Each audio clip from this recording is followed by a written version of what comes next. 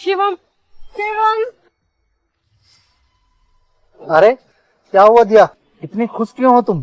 शिवम, खुशी की तो बात है, आई एम प्रेग्नेंट। ये देखो रिपोर्ट।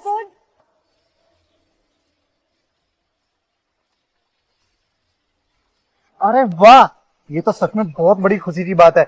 आज तो ग्रैंड पार्टी बनती है। अच्छा सुनो, अब से ना मैं ऑफिस नहीं आऊंगी, घर रहकर अपना और इस बच्चे का अच्छे से ध्यान रखूंगी। ठीक है, तुम घर पे आराम करो और अपना और इस बच्चे का अच्छे से ख्याल रखो। पर मेरी सैलरी? सैलरी? तुम्हें सैलरी की क्या जरूरत है? अच्छा ठीक है, तुम एक काम करना, घर पे रहना, मैं तुम्हारी डबल सैलरी भिजवा दूंगा। और वैसे भी शादी के बाद जो कुछ मेरा है वो सब तो तुम्हारा ही है ना। क्या सच में? हाँ, अच्छा ये बताओ, तुम अपनी वाइफ को कब डाइवोर्स दोगे? बहुत जल्दी।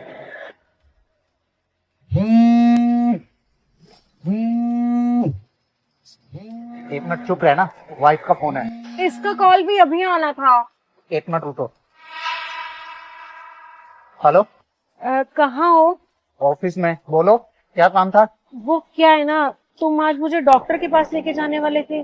और इस काम के लिए क्या मैं तुम्हें अलग से लेके जाऊं? ड्राइवर है ना, उसको बोल दो। हेलो। चले।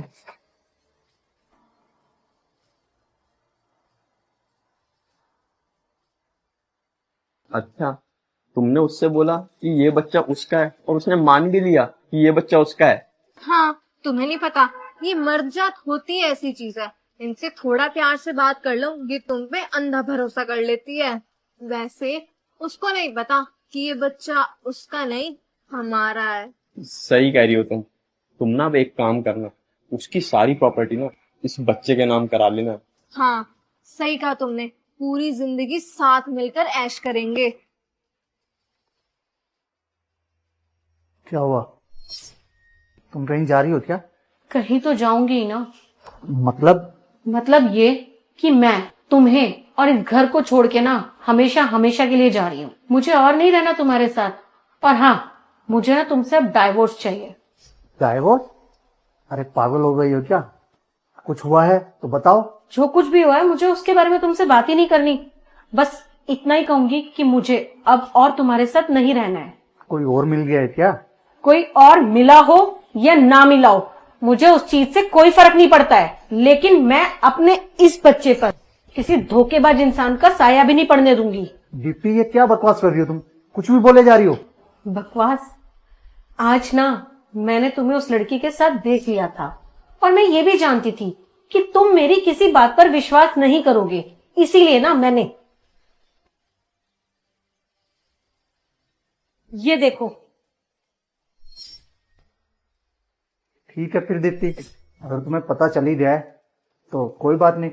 वैसे भी काफी टाइम से मुझे भी तुमसे डिवोर्स चाहिए था। तुम्हें तो चाहिए ही होगा ना डिवोर्स, क्योंकि तुम्हें उस लड़की के साथ में जो रहना है। कोई बात नहीं, तुम खुश रहो।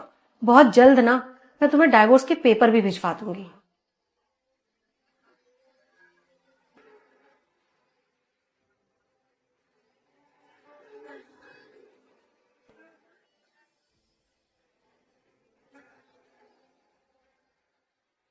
लीजिए सर। सर, मुझे ना आपसे कुछ बात करनी थी। हाँ बोलो। मैंने दिया को और पारस को ना होटल से निकलते हुए देखा था। पारस और दिया दोनों को? हाँ सर, दोनों को। और मुझे लगता है कि इन दोनों का कुछ चल रहा है और ऑफिस में सब बोलते हैं कि इन दोनों ने शादी कर रखी है। और सर मुझे तो लगता है कि दिया ना पारस के बच्चे की माँ भी बनने वाली है। हाँ, मुझे पहले इन दोनों पे शक तो हुआ था। तुम एक काम करना, मैं तुम्हें जैसा जैसा बोलूँ ना तुम वैसा वैसा करते रहना। ठीक है सर। देखो, तुम चाहे जो मर्जी बोल लो, लेकिन इस बच्चे का नाम ना मैं ही रखूंगा। नहीं, बच्चे का नाम माँ रखती है तो उस हिसाब से मैं रखूंगी। नहीं, बाप रखता है। नहीं, मैं रखूंगी। नहीं, बाप रखता है। बोला ना, माँ रखती है। इसका मतलब इस बच्चे का नाम तो मुझे रखना चाहिए था, क्योंकि इस बच्चे का तो बाप मैं हूं ना। शिवम, तुमने बताया भी नहीं कि तुम यहाँ आ रहे हो। क्यों? अगर बता देता तो ये तुम्हारा पति हमारा कजन नहीं हो जाता? अरे शर्म नहीं आई तुम्हें, जो अपने पति को अपना कजन बता रही हो और इसके बच्चे को मेरा बच्चा बता रही हो? नहीं शिवम, ये तुम्हारा ही बच्चा है। अच्छा, तो फिर ये क्या है? इस फाइल में ना तुम्हारी कोर्ट मैरिज के पेपर भी हैं। शिवम, मैंने तुम्हें सब कुछ समझाती हूँ। मुझे कुछ नहीं सुनना।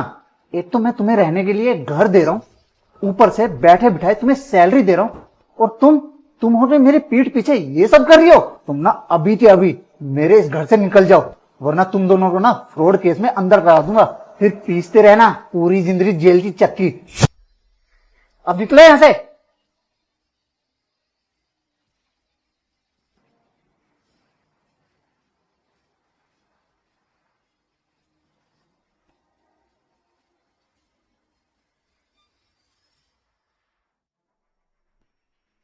दीप्ति, प्लीज मुझे माफ कर दो। मुझसे बहुत बड़ी गलती हुई है। मैंने तुम्हें धोखा दिया है और उसने मुझे। वो तुम्हें छोड़कर चली गई है, इसीलिए तुम मेरे पास आए हो ना। हाँ दीप्ति, मुझसे बहुत बड़ी गलती हो गई।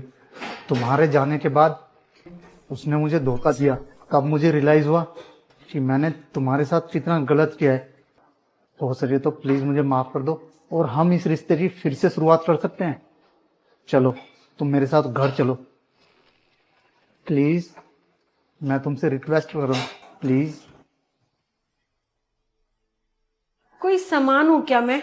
जब तुम्हारा मन किया तुमने घर में रखा, और जब मन नहीं किया तो घर से बाहर फेंक दिया। मुझे ये तो पता था कि एक ना एक दिन वो तुम्हें धोखा देगी और फिर तुम मेरे पास वापस आओगे, लेकिन इतनी जल्दी ये सब होगा ये मैंने नहीं सोचा था। और तुम्हें पता है, जब मैं तुम्हारे घर से निकली थी ना, तब मैंने सोच लिया था कि चाहे तुम मर क्यों ना रहे हो, मैं तुम्हारे पास वापस नहीं आऊंगी। नहीं दीप्ति, प्लीज ऐसा मत करो। तुम्हारे दूर जाने के बाद मुझे तुम्हारी अहमियत का पता चला है। झूठ, सब झूठ है ये। अगर तुम मुझे प्यार करते ना तो कभी छोड़कर नहीं जाते। और हाँ, क्या कह रहे हो तुम? गलती, हर एक गलती ना जानबूझकर नहीं की जाती, और तुमने कोई गलती नहीं की है। जो भी तुमने किया है ना, इन खुली आंखों से किया और जानबूझकर किया है। एक रात होटल में रुकने के बाद ना कोई अपने घर में आग नहीं लगाता, पर ये आग तुमने अपने घर में जानबूझकर लगाई है, और तुम्हारी लगाई हुई आग में ना तुम झुलस चुके हो।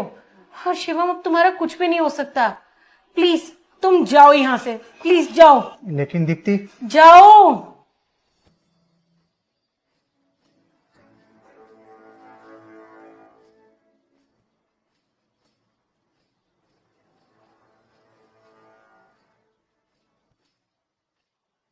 पापा,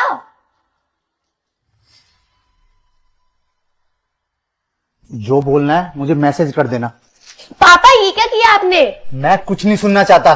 जो भी बोलना है मुझे मैसेज कर देना या मुझे फोन कर देना। बाय। पापा,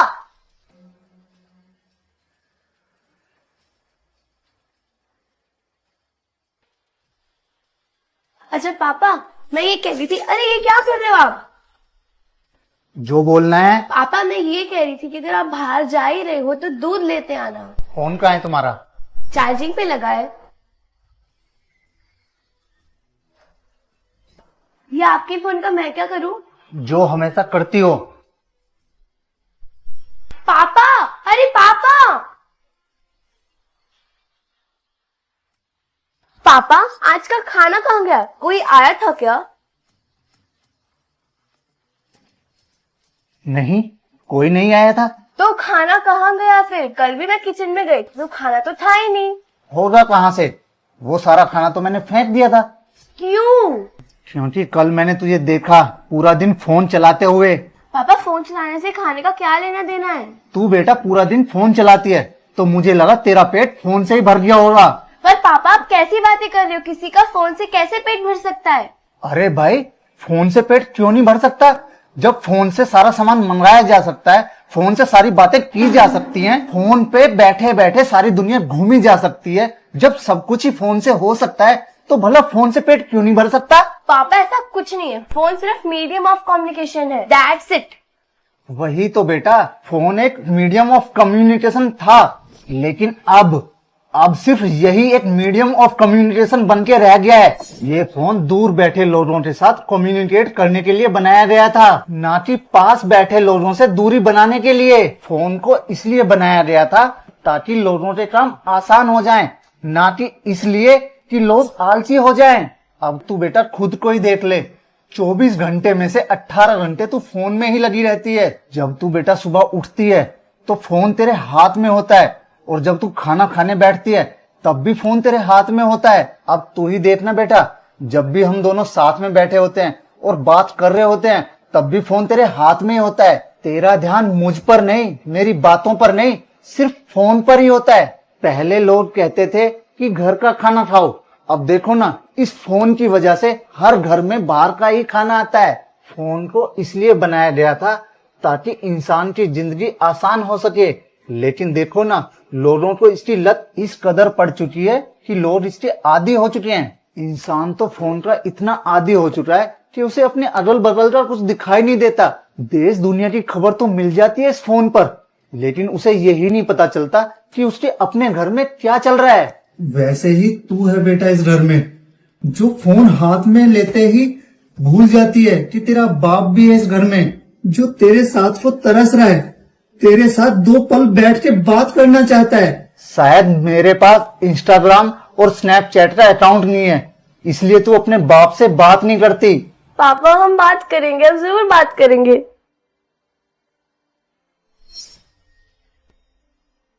पापा जितना हो सकेगा मैं इस फोन को अवॉइड करने की कोशिश करूंगी। आई प्रॉमिस पापा।